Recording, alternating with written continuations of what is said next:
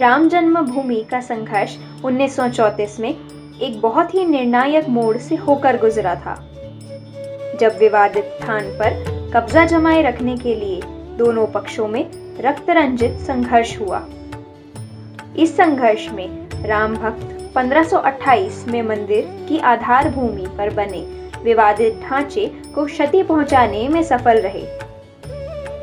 इस आंदोलन में राम भक्तों से लेकर संत महंतों तक अनेक ऐसे नायक थे जिनके योगदान के बिना राम जन्मभूमि पर राम मंदिर का निर्माण होना संभव नहीं था।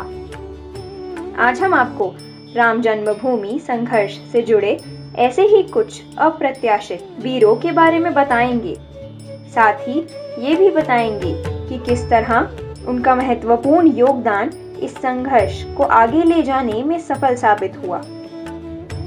सबसे पहले बात करते हैं बैरागी अभिराम दास की। बिहार के दरभंगा जिले के एक गरीब मैथल ब्राह्मण परिवार में जन्मे बैरागी अभिराम दास रामानंदी संप्रदाय के तपस्वी थे।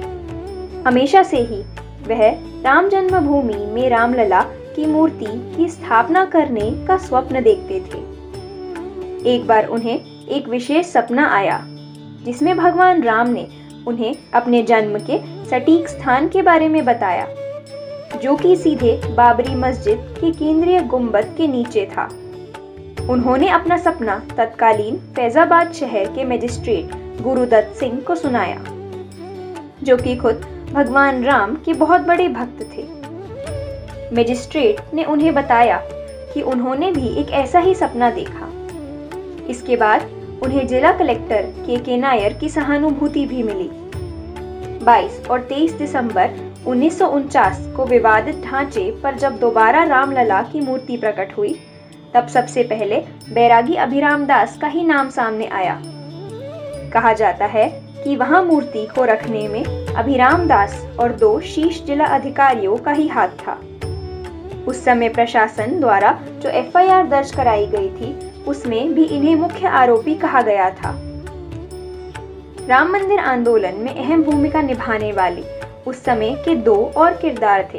तत्कालीन फैजाबाद जिले के मजिस्ट्रेट गुरुदत्त सिंह और वहां के कलेक्टर के नायर। इन दोनों ने ही इस आंदोलन में बहुत अहम भूमिका निभाई थी। राम मंदिर बनाने में के नायर का बहुत ही महत्वपूर्ण योगदान था।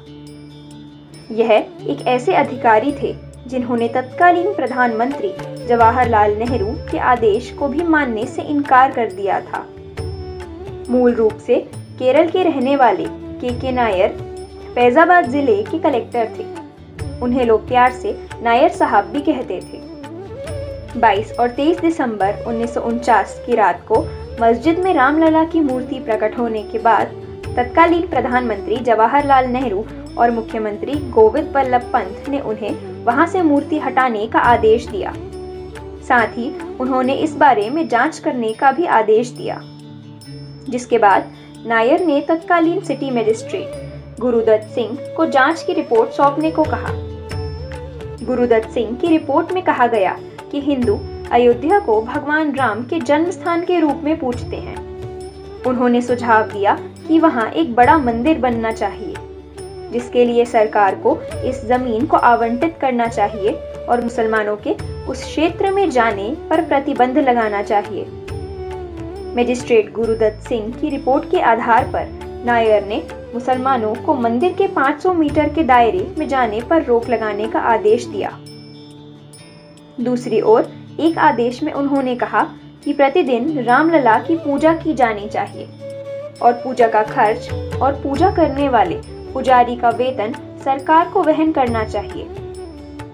साथ ही उन्होंने विवादित ढांचे से रामलला की मूर्ति हटाने से इनकार कर दिया।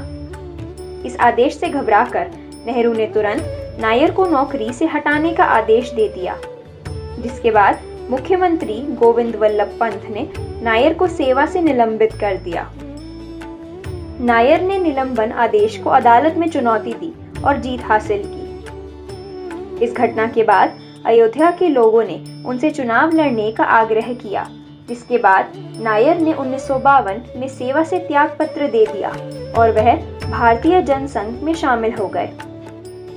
उसके बाद उन्होंने राम मंदिर आंदोलन में सक्रिय रूप से भाग भी लिया।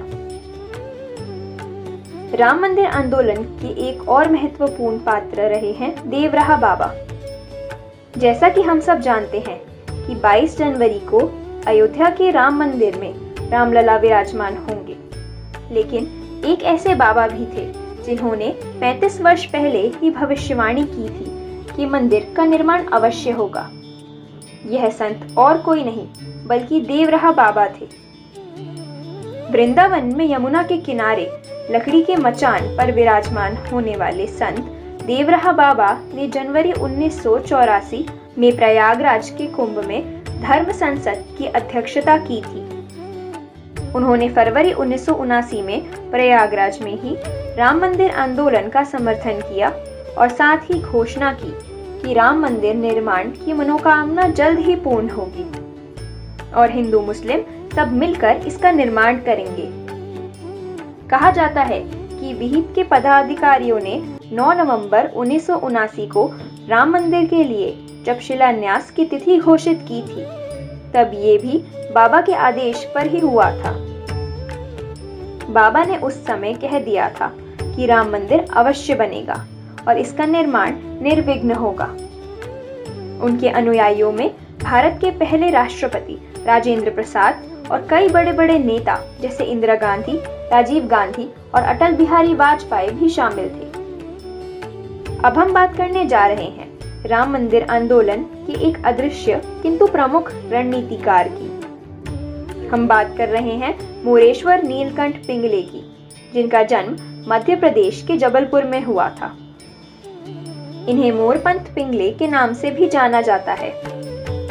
इन्होंने राम मंदिर से जुड़े शिला पूजन सहित सभी प्रमुख यात्राओं और देशव्यापी अभियानों को शुरू करने में बहुत ही महत्वपूर्ण भूमिका निभाई थी। इन कार्यक्रमों के तहत मंदिर निर्माण हेतु 3 लाख से अधिक ईंटें अयोध्या भेजी गई थी। पिंगले ने हमेशा ही पर्दे के पीछे काम करना पसंद किया। 1980 के दशक में राम मंदिर आंदोलन के निर्माण के लिए यह एक प्रमुख रणनीतिकार थे। इनके योगदान के बिना राम मंदिर आंदोलन कभी सफल नहीं हो सकता था। 1992 में संघ के प्रमुख नेता HV शेषाद्री और KS सुदर्शन मोरपंथ पिंगले के साथ 3 दिसंबर से ही अयोध्या में डेरा डाले हुए थे। इस आंदोलन के सारे सूत्र पिंगले के ही पास थे।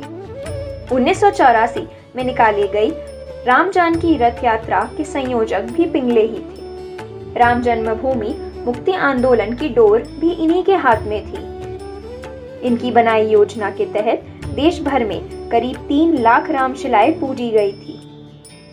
गांव से तहसील, तहसील से जिलों और जिलों से राज्य मुख्यालयों तक होते हुए लगभग 25,000 शिला यात्राएं अयोध्या के लिए निकली थी। 40 देश से पूजित शिलाएं भी अयोध्या आई थी। इस योजना के तहत पिंगले 6 करोड़ से भी अधिक लोगों को इस आंदोलन में जोड़ने में सफल रहे थे।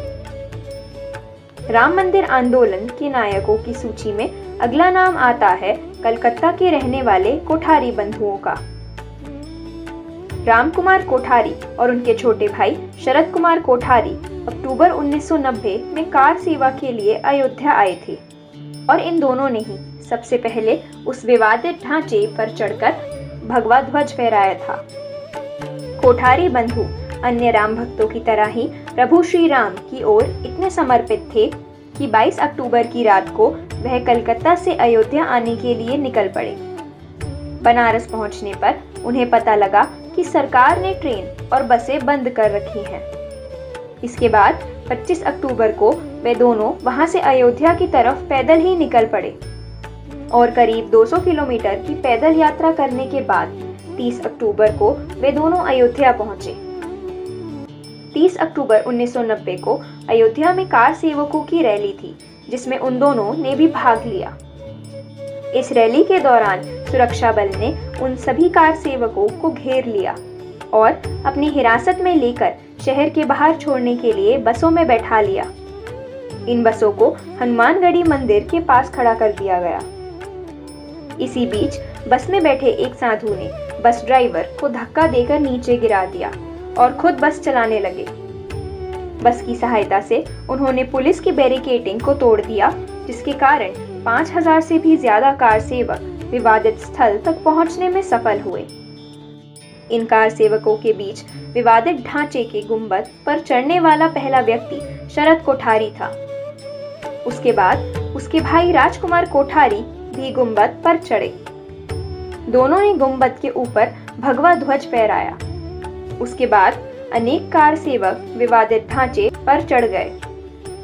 2 दिन बाद 2 नवंबर को कार सेवा में एक रैली के दौरान पुलिस ने फायरिंग करी, जिसके कारण कोठारी बंधुओं की मृत्यु हुई।